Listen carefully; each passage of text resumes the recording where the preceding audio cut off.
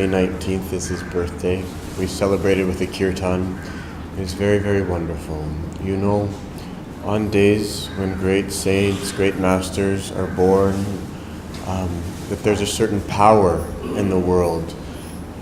One, it's because many people are holding their minds on that saint, and it makes it easier to tune in deeply because there's many minds focused in that particular way. But also that saint himself, if he's a true saint, that he is beyond time, and that his blessings can radiate to you through time and space, even through multiple lifetimes, that as people grow, they begin to remember their past incarnations. They'll remember their time with their guru, even in a past incarnation, and they'll be guided. But that relationship goes so deep that you don't have to worry about these things, that you will feel the guru's presence in your heart at all times, and you can talk to him just as you would talk to your best friend, and he listens. He's always there, just as a friend, always there to give you guidance and to help you. And so for those who wish to tune in, Swami Kriyananda ji, he's always here with us. And so yesterday was a wonderful day to tune into his vibrations. I want to carry the joy right along today and continue talking about him. And this morning I want to talk a little bit about his legacy, about he really was given a mission by Paramahansa Yogananda ji. Paramahansa Yogananda told him, "You have a great work to do, Walter." And he told him many times, "You have a great work to do."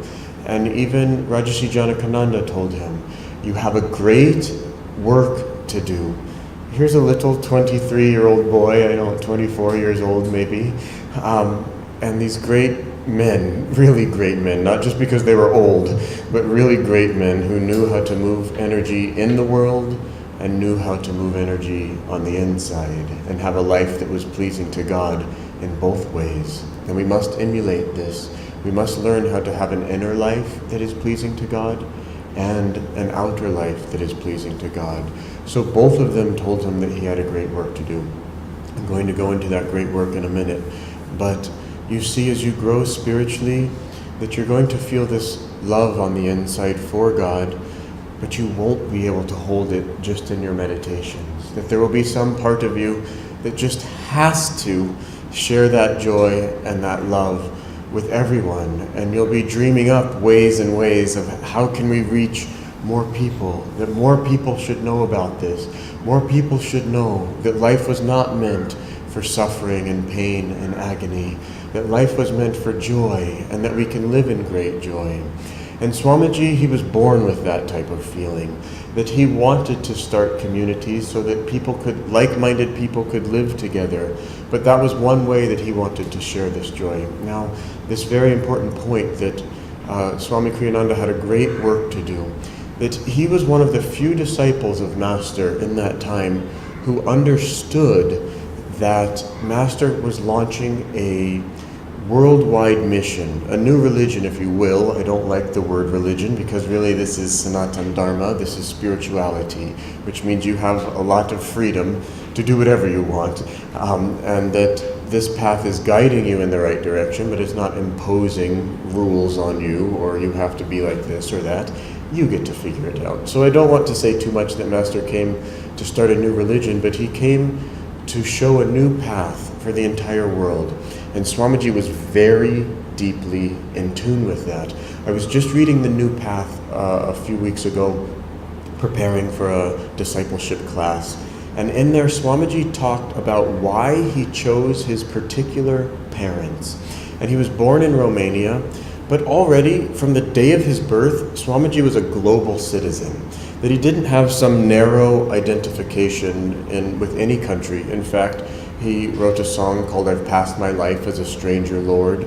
One of those things, meaning that in any country, he never 100% fit in, because he wasn't born in his home country and all of that. Another way to interpret that song, "I Passed My Life as a Stranger, Lord," is that he was a saint, and very few people actually knew who he truly was, that they couldn't relate to him actually as he was. But anyways, there's many ways to interpret different things.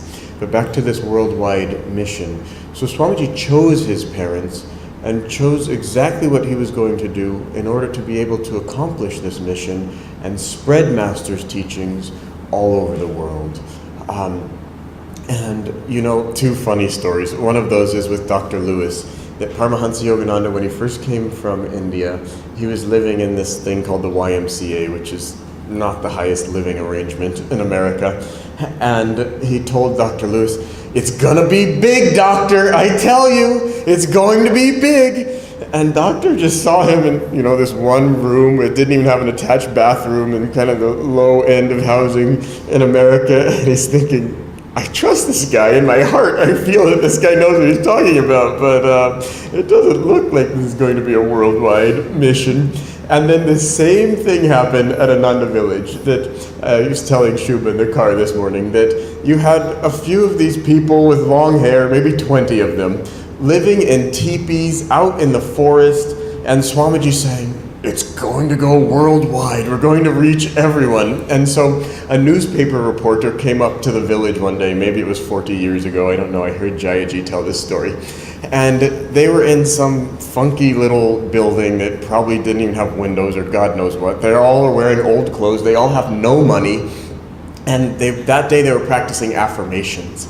And I don't know what the affirmation was, but it was something like, you know, we're going to spread light and joy to everyone in the entire world, you know, east, west, north, south. So this newspaper reporter comes into this little tiny building with these people who can't even afford new clothes, and they're chanting, you know, this affirmation, this is going to go worldwide.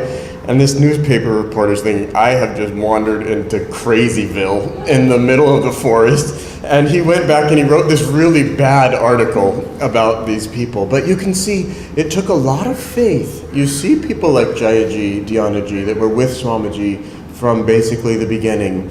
And that even in those humble circumstances, they knew. And now you look at Ananda, and it's worldwide.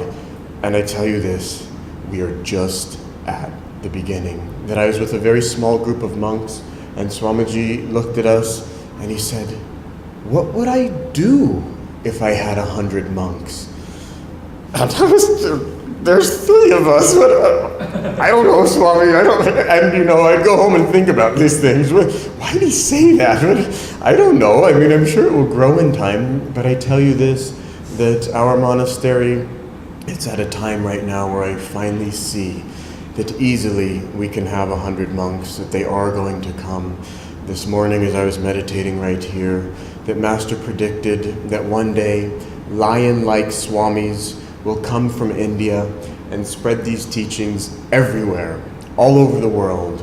And I believe that it certainly can happen, that we are at a very particular phase in Dwapara Yuga, where Master's teachings now, they are about to just go everywhere. That I lived with Swamiji, I saw how this has happened in India, that there was really a small group of us, 10 or 12 of us.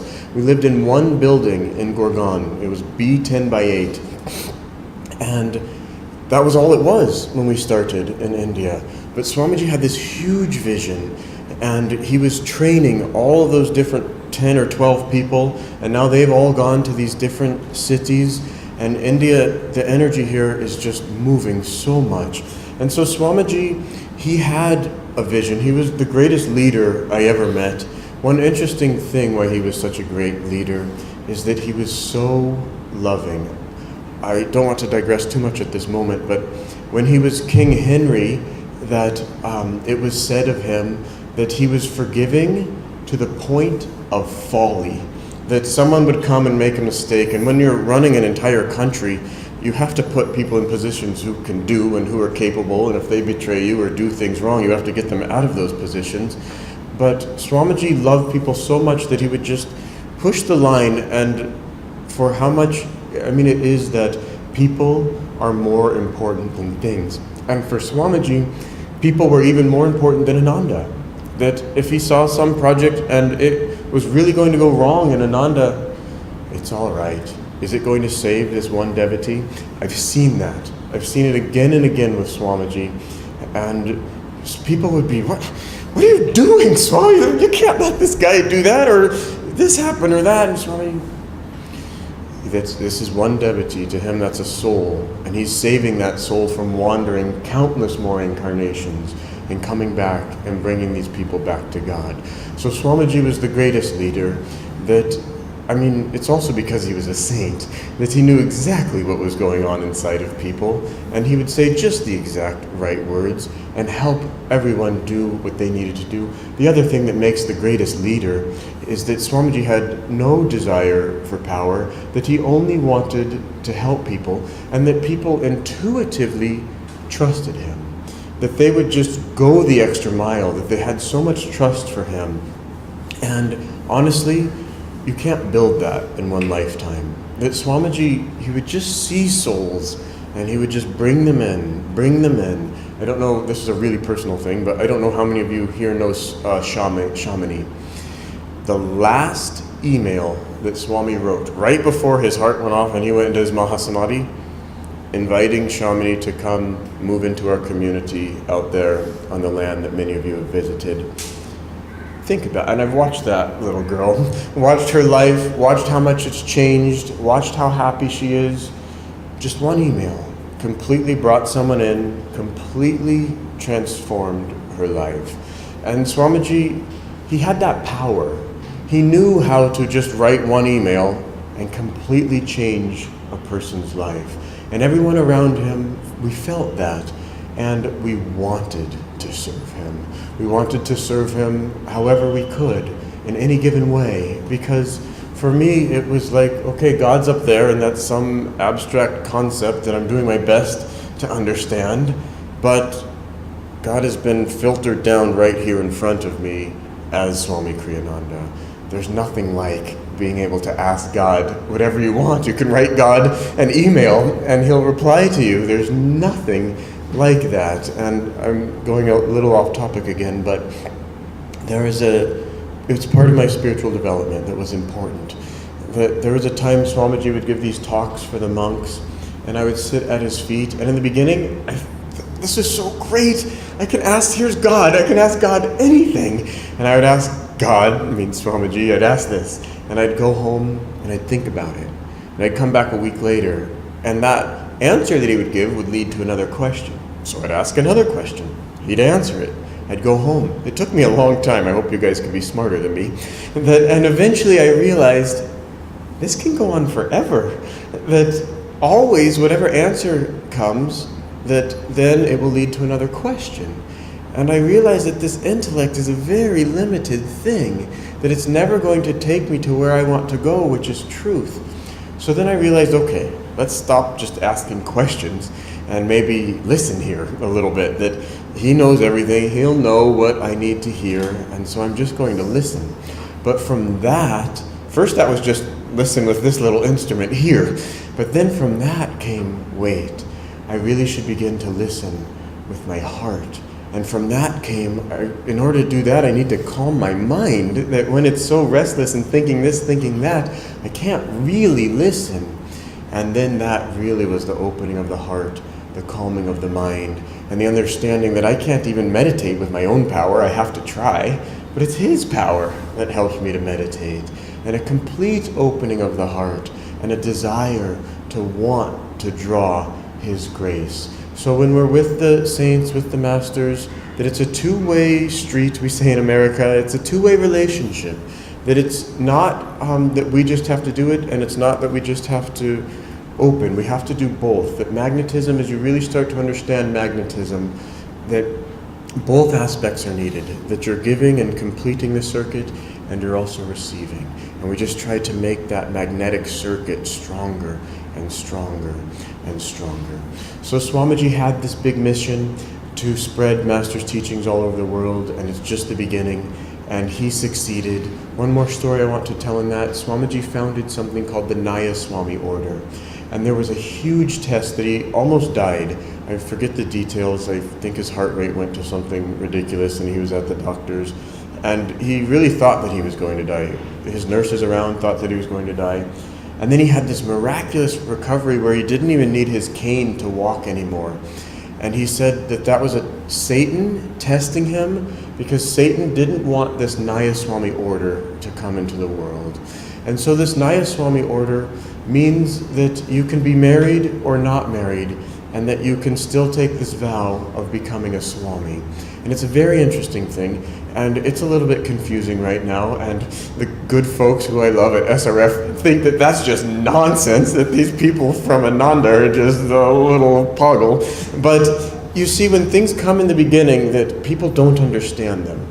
But then over time, it's like that for all of us. In the beginning we say, why did this happen? But you look back 20 years later, and mankind will look back 200 years from now, 1,000 years from now, and say, the Nayaswami order was absolutely correct.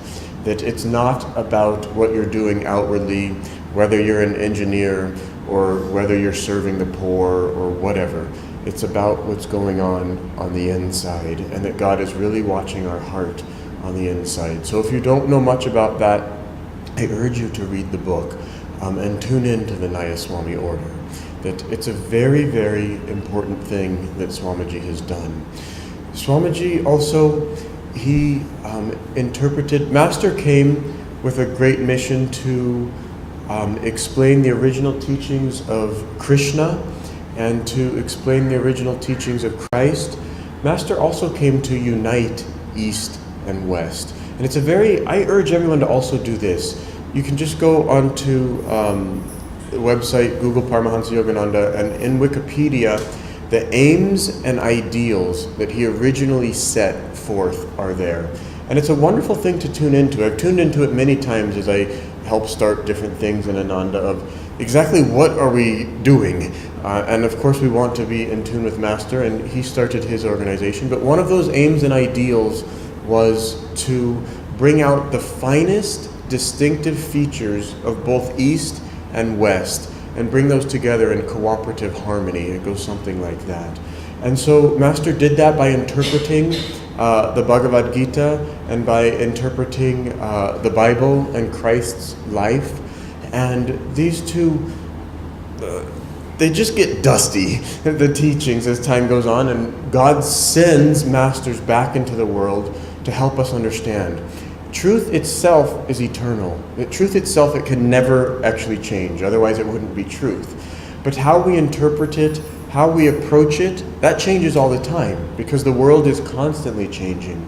And so God sends in great masters in order for us to understand it in a way that we can. I got an email from a home study course student, I think it was yesterday that I answered it. He said that your guys' teachings on the Om technique, that you teach that the Muladhara chakra sounds like the hum of an engine. But that can't be a true teaching. They couldn't have taught that 500 years ago. There were no engines. And so I wrote back and I said that anyone who actually has the inner experience of hearing the different chakras will easily be able to hear what this sounds like. And we put this in modern terminology so that people can relate to it in the way that we think about things today. And so it doesn't mean that it's not true.